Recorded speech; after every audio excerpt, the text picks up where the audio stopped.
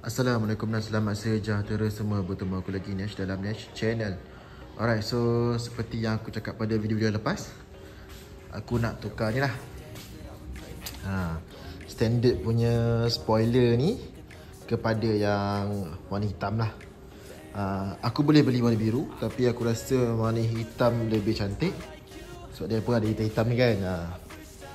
Dan warna hitam bagusnya kalau aku tukar pada warna lain, cover set aku tak perlu tukar spoiler. Warna ungu ni tak apa-apa ngamah kan. Sebab yelah, walaupun aku punya mono masih lagi warna ungu, tapi tak nampak sangat. So spoiler tu memang nampak. So aku dah beli spoiler dekat Shopee. Finishing okay untuk harga dia, boleh lah. Berminat kau boleh tengok kat description kat bawah. So kita buka dulu.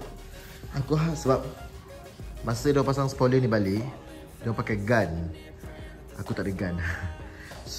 So aku harap aku dengan kekuatan diri sendiri, aku boleh buka spoiler dia tanpa ada masalah lah.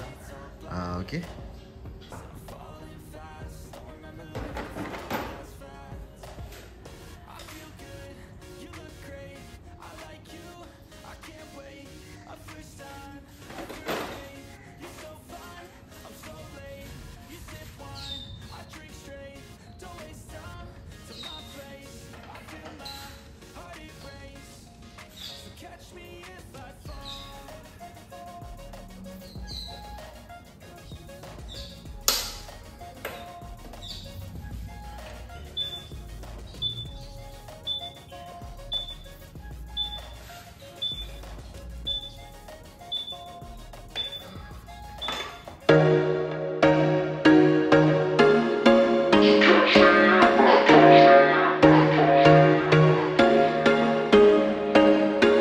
There was once a day that I would pray for you. I'd go and misbehave just so you'd notice too. Sneaking looks up and down from across the room. And damn, what a hell of a view. I feel good, you look great. I like you, I can't wait. A first time. Okay, Alhamdulillah siap berpeluh aku. Sebab panas kan. Walaupun beberapa hujan kejap ni. Tak sempat sejuk pun dah berhenti hujan dah.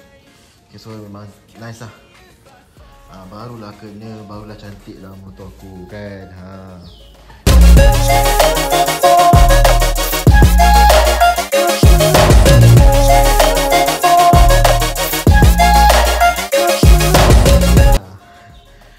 Warna ungu tu saya tak kena kan, tapi boleh dimaafkan. Okay. Motor ni for now tak ada plan lagi. Ada plan sebenarnya, tapi belum lagi nak buat masa terdekat lah. Bukan masa terdekat. Motor ni memang bawa pergi kerja hari-hari, tapi aku akan cuba untuk masukkan barang-barang racing boy lah kat motor ni.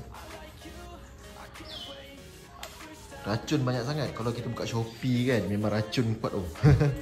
Kalau search saja Y16ZR accessories kan, memang mantap lah. Okay. So far aku berpuas hati dengan setup aku sekarang. Setup abah-abah, setup pergi kerja. Okay. So video ni memang singkat saja. Okay. Tapi aku buat video jugalah sebab nanti korang tanya, bang, bila abang tukar ni, bila abang tukar tu, bila you tukar ni, bila awak tukar tu kan. So aku akan update lah dengan motor ni. Sebab aku tengok konten motor ni lagi ramai view. Dengan SCVX. SCVX nantilah kita dah habis banyak repair dia, kita biar dulu. Kita tumpukan perhatian dekat Y16ZR aku ni. Okay. So itu saja video pada hari ini. Jangan lupa subscribe, like, share dan komen. Thanks for watching. Gerak dulu. Bye.